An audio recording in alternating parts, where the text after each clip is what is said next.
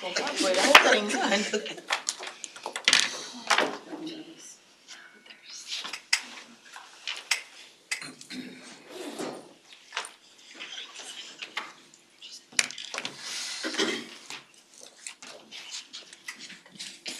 morning, everyone. Welcome to the 8th meeting of the Board of Trustees of the New York City Public Housing Preservation Trust. I am Lisa Bova-Hyatt, Chair of the Trust's Board of Trustees. As the first order of business, it's my honor to take the role of the trustees present. Please answer present or here when your name is called. Karen Blondell. Present. Pamela Campbell.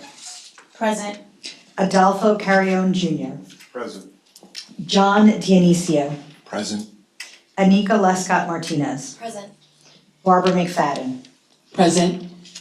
With 7 trustees present, including myself, we have a quorum. Before we get started, I want to thank our former board members, First Deputy Mayor Maria Torres Springer and Baba Ham for their service to the board. Today, I would like to welcome Deputy Mayor Adolfo Carrion Jr., who is the Deputy Mayor for Housing, Economic Development, and Workforce, and Mr. John Dionisio, the Managing Director at Global Infrastructure Solutions. Their combined experience will be invaluable as we continue to build out the trust. Welcome aboard to the both of you. Thank you. Secretary Stacy Tyson shall assist me today in holding and carrying out today's meeting. Ms. Tyson, you may proceed with today's agenda. Thank you, Madam Chair. The first item on today's agenda is the approval of the minutes from our prior meeting on December 4th, 2024 board meeting. Unless there are any questions, I move that the board adopt this resolution. Is there a second? Second. Wonderful, thank you. All in favor, say aye and raise your hand. Aye. And are there any nays or abstentions? Fantastic, thank you, Madam Chair. The next item on the agenda is the chair's remarks. Great, thank you. It's been a while since we've met, and I'm happy to report that the trust has made much progress in its work.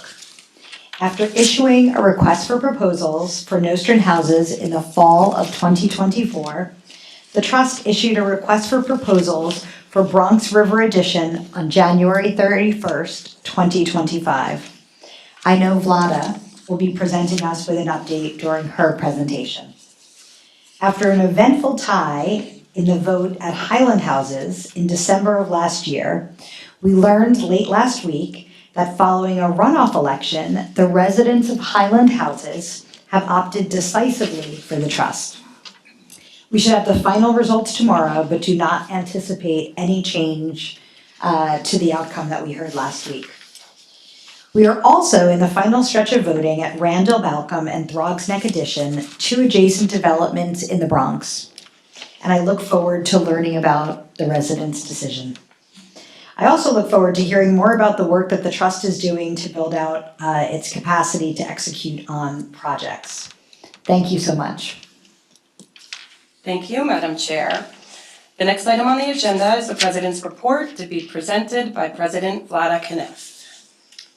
Thank you, Board Chair Bova-Hyatt and Secretary Tyson. Good morning, everyone. I'm pleased to highlight key updates, milestones, and initiatives we've undertaken since our last meeting.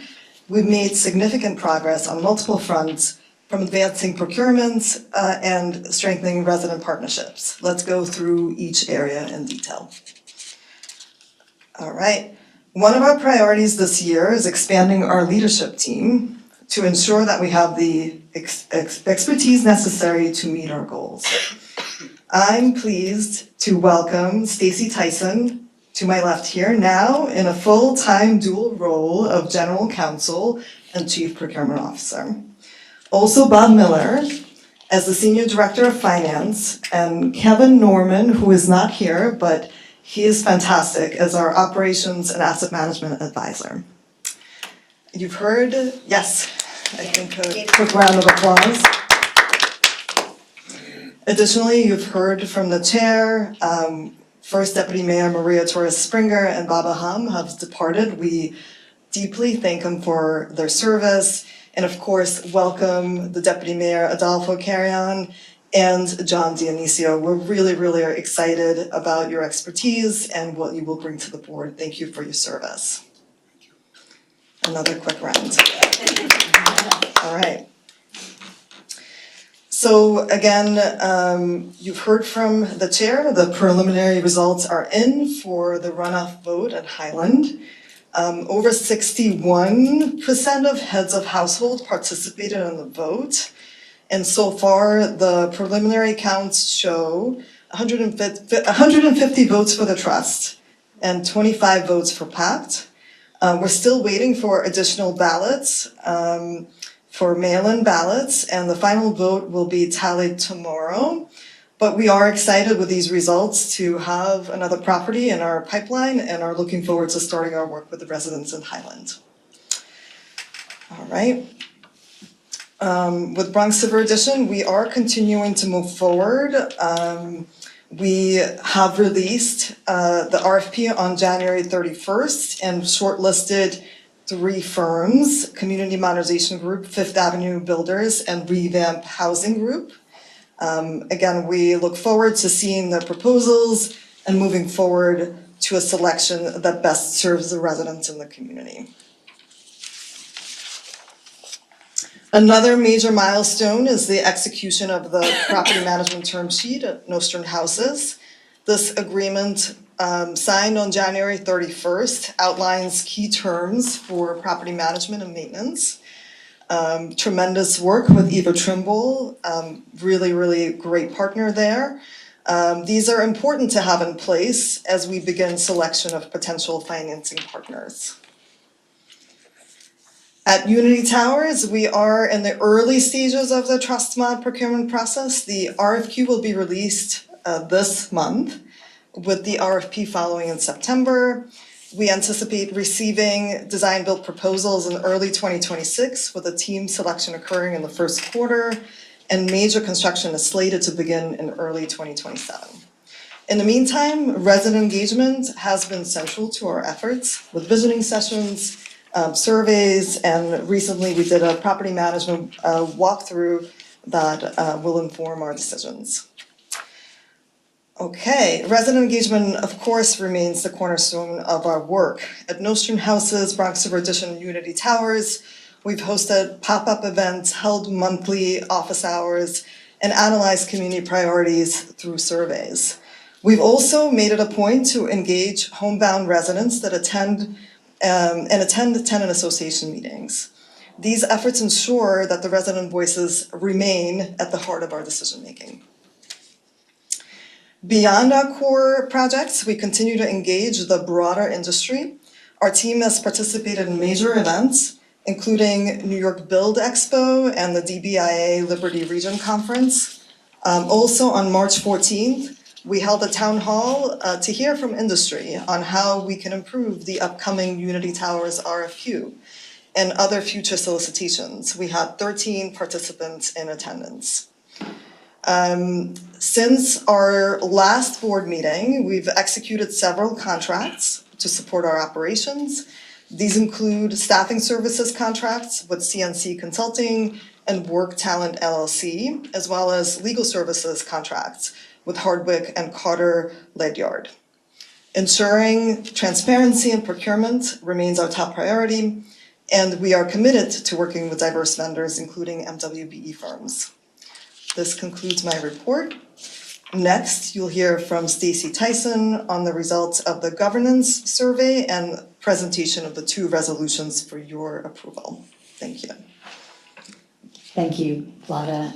And I just want to say, I know sometimes you look at slides and you don't necessarily appreciate all of the hard work and effort and meetings and challenges that go behind each of them.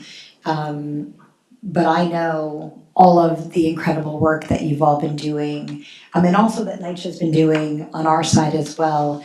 We are great partners, and I just want to thank you for that. Thank you, Chair. Thank you, Madam Chair. The The second item on today's agenda is the presentation of the governance survey, and we're going to share the results. You can see from this slide, if you want to take a minute to review it, the results are incredibly positive, and we're delighted to share that feedback. As a result of the feedback, we're contemplating a few initiatives that might help us push from the somewhat agree category into the agree category for the few areas where somewhat agree was the response. These can be broadly categorized by way of the understanding around financial statements. There was a somewhat agree in the category of a proper understanding of risk assessment and board feedback by way of risk understanding, and how we might be able to measure the board's ability to contribute to the trust's mission. As you know, we're passionate about our mission, we cite it regularly, and so behind the scenes, we're working on putting together some opportunities for training or brainstorming sessions with board contribution around where we can tighten up board members' familiarity with some of the nuances that support that mission, such as the reporting requirements, which are not always the most interesting or exciting things to be familiar with, and the financial statements piece of the mission as well. So unless there are any questions around the governance survey itself, I can advance to the next part of the agenda. Wonderful. The third action item on today's agenda is the adoption of a resolution approving amendments to the bylaws, and I'm going to present those amendments.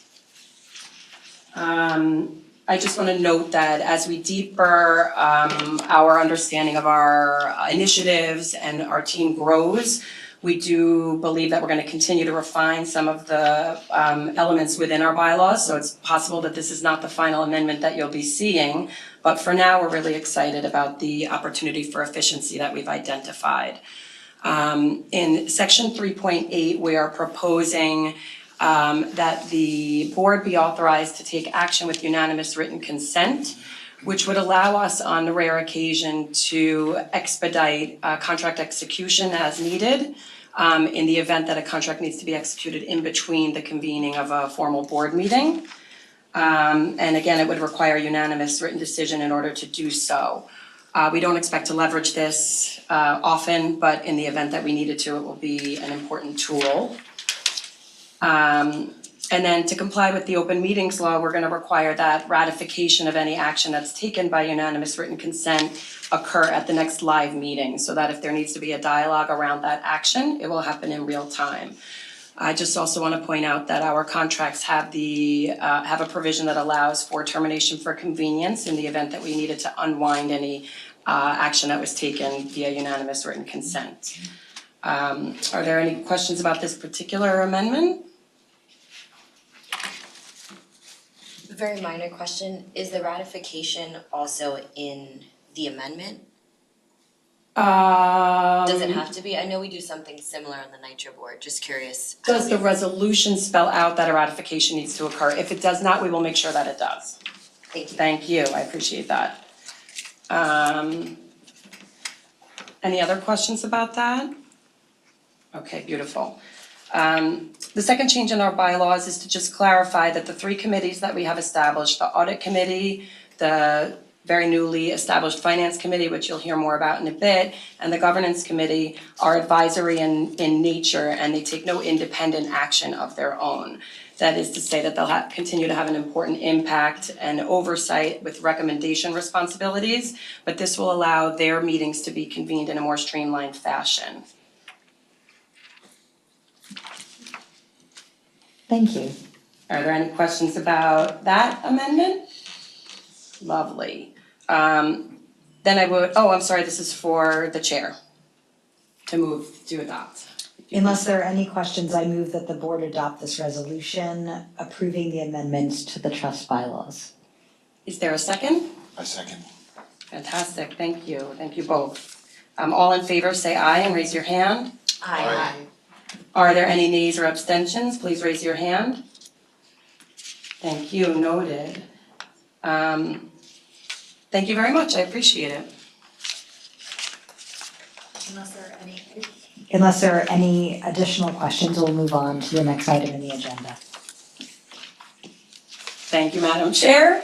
The fourth action item on today's agenda is the adoption of a resolution approving the establishment of the Finance Committee. And Robert Miller, our Senior Director of Finance, is going to present on this issue. Good afternoon, trustees. The resolution before the board establishes a finance committee and creates a charter for it. This action is required under the Public Authorities Law and the trust bylaws. The finance committee's purpose is to oversee the trust's budget, investments, equity agreements, and to recommend policies concerning the trust's issuance and management of debt. The charter grants the Finance Committee several powers to review the Trust's annual budget prior to board approval, oversee the Trust's investment policies, and assess the Trust's financing plans and budgets for Trust modernization. The resolution will appoint Trustee Dionisio, Trustee Campbell, Trustee Blondell, and Trustee Lescott Martinez as members of the committee. Yes. If I may, I want to make one correction to the resolution proper. It's going to speak to the appointment of Trustee Dionisio, Trustee Blondell, and Trustee Lescott Martinez only. I apologize. Those will be the members of the committee, with Trustee Dionisio serving as the committee chair. Okay, yes. If there are no further questions, I'll turn it back to the chair. Are there any questions? And if not, I move that we adopt this resolution. Beautiful. Is there a second? Second. Thank you, everyone, for your participation. All in favor, say aye and raise your hands. Aye. Thank you. Are there any nays or abstentions for this particular resolution? Terrific. Thank you. Would anyone like to make any comments? I would. Go for it. So you may have noticed I did abstain from one resolution, and that is because I want to be clear that with this trust being a new legislation, there is another amendment that I believe would be very important, and that is still part of the resident participation and engagement portion that is part of the HUD 64 regulations. Right now, resident engagement across NYCHA is too big. They're not getting to the local resident councils in a meaningful way to engage and to elevate the properties and the understanding of the properties. I don't want that to happen with the trust, and I believe that instead of having appointees from CCOP who is not interested in being a part of the trust, we should now move to use some of the converted properties to fill those seats. And if we have to go through legislation to do that, this is the way that I believe it should be done, so that we can start really using best practices across New York City Housing Authority and the trust to really bring about proper resident engagement. And I'm finished. Thank you for those comments. And for the new board members, just so you understand, the legislation that created the trust requires that the board chair, or actually the NYCHA CEO, appoint members to the board. Right now, we only have 7 members. We could have 9 members. However, CCOP, the Citywide Council of Presidents, has chosen not to put forth names from which we could choose to add members of the CCOP to the board. So that is what Ms. Blondell is speaking about, and that would require an amendment to the legislation in order to facilitate what she is requesting. Amen. Yes. Any other comments or questions? Yes. Deputy Mayor. Thank you, Chair. Good morning, everybody. I'm delighted to be here. You know, I was the housing commissioner when we came up with this Public Housing Preservation Trust idea. And I recall the very intense conversations around this to try to get this legislation passed so that we can undertake this important work. So I want to congratulate and thank you all for what you've done thus far. And I look forward to seeing some of these deals close and the work started. I love the fact that there is minority and women-owned business enterprise participation in these contracts that are getting executed. It is a goal of the administration, as you know, and that's very exciting. To Ms. Blondell, thank you for your thoughtful response and challenge to resident participation, meaningful resident participation, which I understand is what you're getting at. And so I just want to say that this is democracy at work, and we don't have to be skittish about going back to the legislature for anything. That's what we do. We're in a constant conversation about how best to manage our resources as a collective, and I hope that I'm able to add some value to the work that during the time that I'm here. Thank you. Thank you so much, and I'm confident that you will be adding value. Any other comments? Okay. I move that the 8th meeting of the Board of Trustees of the New York City Public Housing Preservation Trust be adjourned. Is there a second? I second. Second. All in favor say aye. Aye. Are there any nays or abstentions for this one? Fantastic. This meeting is adjourned at 10:56 a.m. The live stream can now end.